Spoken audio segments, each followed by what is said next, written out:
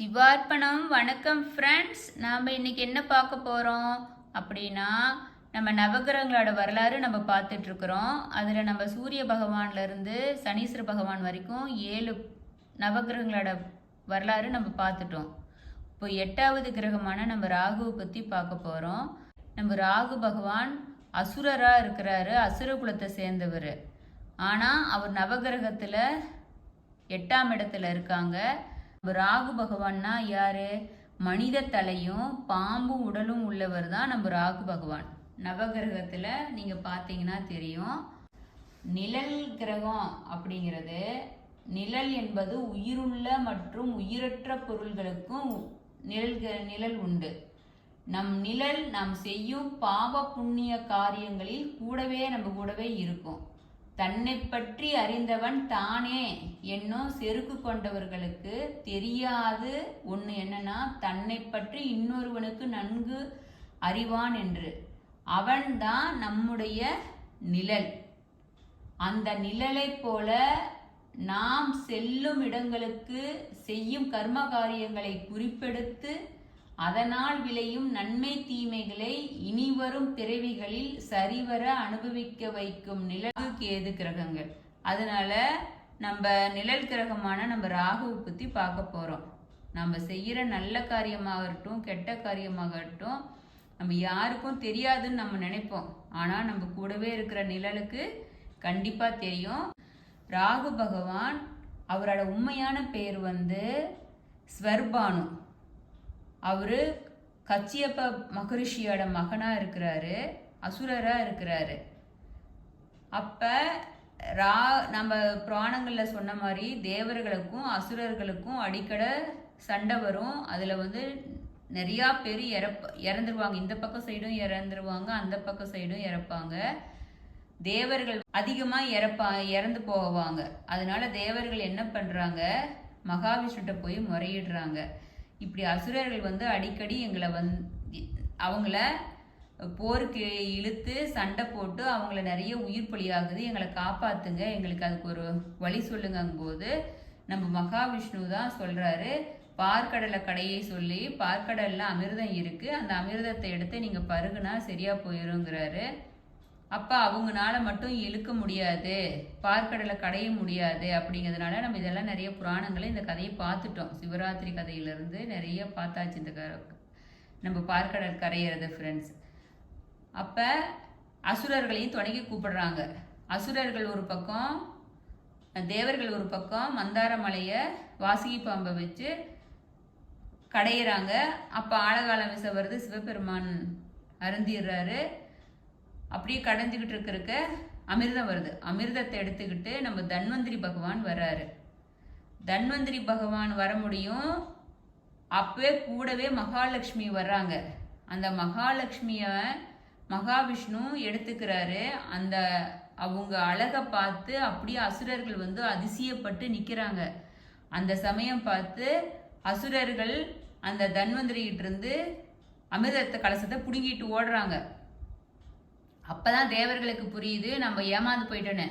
அப்ப மகாவிஷ்ணுகிட்ட போய் முறையிடும் போது மகாவிஷ்ணு மோகினி ரூபம் எடுத்து வர்றாங்க. அவங்க அழகை பார்த்து மயங்கி அசுரர்கள் அமிர்த கலசத்தை மோகினி கிட்ட கொடுத்துட்றாங்க.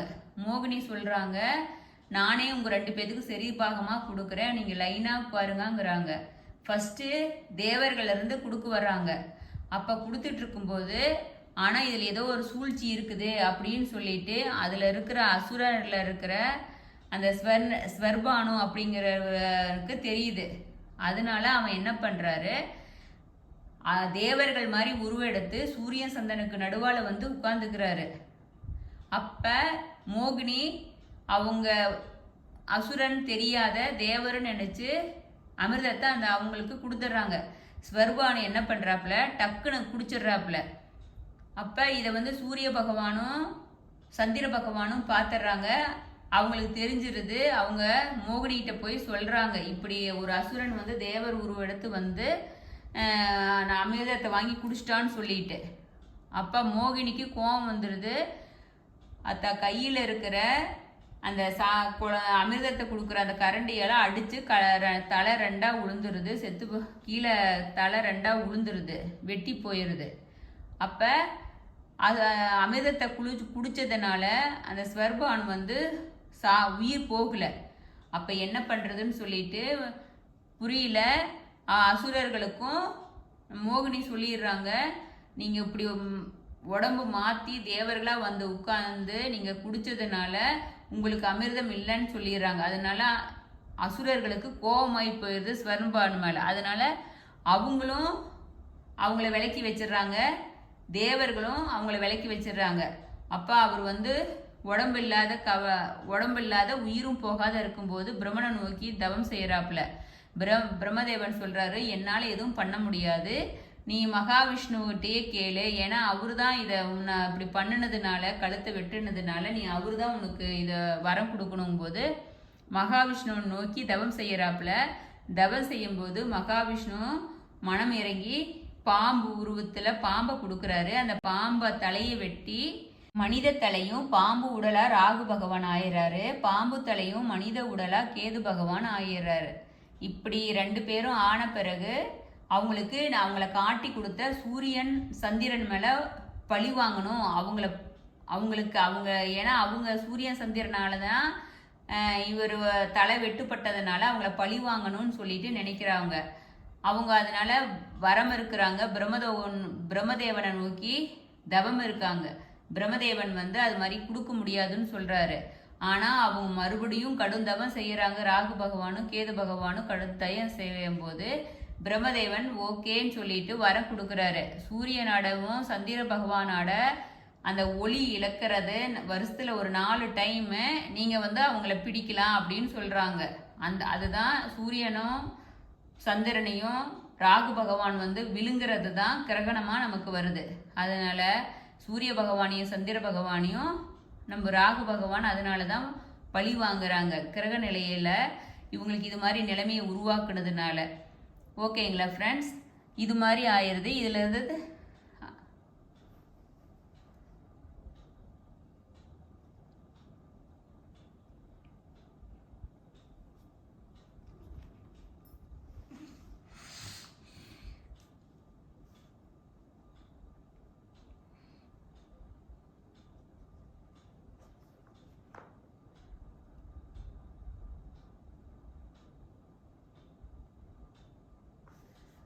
நம்ம இது மாதிரி ஆயிடுது ஃப்ரெண்ட்ஸ். நம்ம வந்து ராகு பகவானை பற்றி நம்ம கிரகங்களில் அவருக்கு என்ன பிடிக்கும், அவர் நம்ம ஜாதகத்தில் இருந்தார்னா நமக்கு என்ன நன்மை கிடைக்கும் தீமை கிடைக்கும் அப்படின்னு சொல்லிட்டு பார்க்கலாங்களா ஃப்ரெண்ட்ஸ். ஓகே, இப்போ நம்ம ராகு பகவான் அசுரராக இருக்கிறாரு, நவகிரகமாக இருக்கிறாரு, 8ஆம் இடம் வகிக்கிறாரு. ராசி சதயம் சுவாதி திருவாதிர நட்சத்திரத்துக்கு ராசியாக இருக்கிறாரு. பகை வீடு கடகம் சிம்மம், உச்ச வீடு விருச்சிகம், நீச்ச வீடு ரிஷபம், திசை தென்மேற்கு திசைக்கு அதிபதியாக இருக்கிறாரு. நட்பு கிரகம் சனி சுக்கிரன், பகை சூரியன் சந்திரன் செவ்வாய். நிழல் கிரகங்கள்னு நம்ம ராகு பகவானை சொல்லுவாங்க, சாயா கிரகம்னு சொல்லுவாங்க, கரும்பாம்பு அப்படின்னு சொல்லுவாங்க. உடம்புல தலையாக இருக்கிறாரு. அவரோட கோவில் திருநாகேஸ்வரம், ராமேஸ்வரம், காளஹஸ்திரி. ரத்தினம் கோமேதகம், மலர் மந்தார மலர். அவரோட தானியம் உளுந்து, வாகனம் ஆட்டுக்கிடா, குணம் தாமசம்.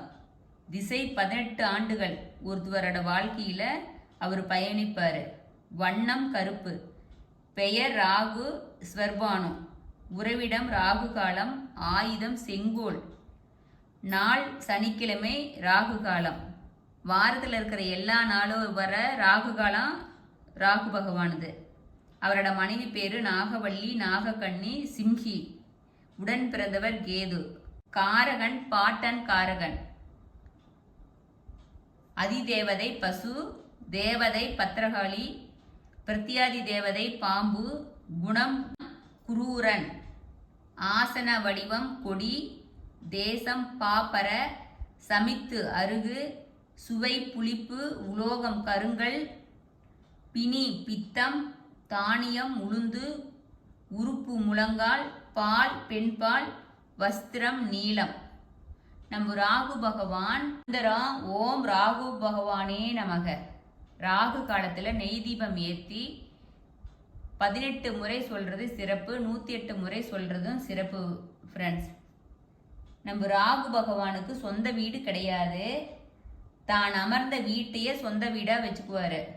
அந்த வீட்டுக்கான என்ன அந்த வீட்டோட எந்த கிரகம் இருக்குதோ அதை அந்த பவரோட சேர்த்தி பலன் கொடுப்பாரு. தாத்தா பைத்தியம் பேய் விஷம் குடல் சம்பந்த நோய் பித்தம் பிறரை கெடுக்கிறது விதவிய மறுமணம் செய்யறது குஷ்டம் மாந்திரீகம் அந்நிய பாசை அறிதல் மறைந்து வாழ்தல் விஷப்பூச்சி புத்திர தோஷம் ராகு காரணமாகிறார். இது எல்லாம் ஒருவர் ஜாதகத்துல கெடுதலான இடத்துல அமர்ந்திருந்தாருன்னா இவ்வளோ கெடுதல் பண்ணுவார்.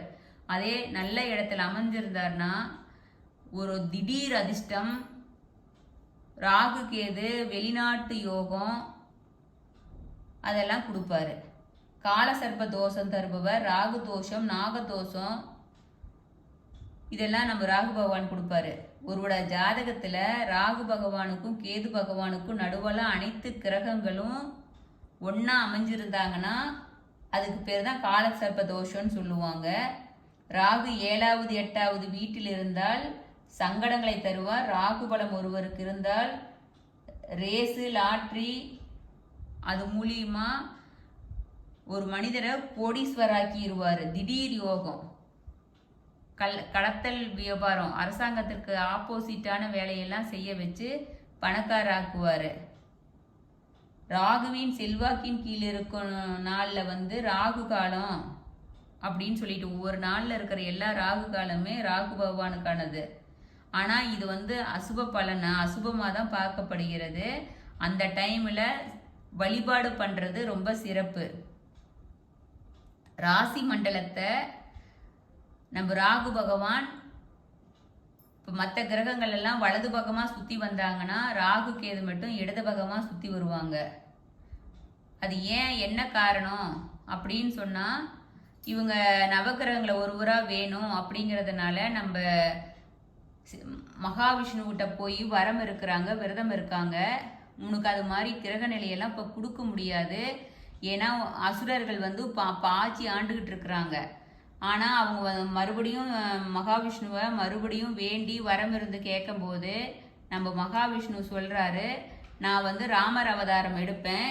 அந்த ராமர் அவதாரம் எடுக்கும்போது ராகு பகவான் கோதண்டமாகவும் வில்லாகவும் கேது பகவான் அம்பாகவும் நீ எனக்கு வரணும். அந்த வில்லு அம்புனால அசுரகுலத்தால கடைசி அரசனை ராவணனை நீங்கள் அந்த வில்லுனால அம்பு விட்டு கொல்றாரு இல்லையா ராமர், அதனால உங்களோட பாவங்கள் போகும். அந்த பாவங்கள் போன பிறகு உங்களுக்கு மோட்சத்தை கொடுக்குறேன் அப்படின்னு சொல்றாரு.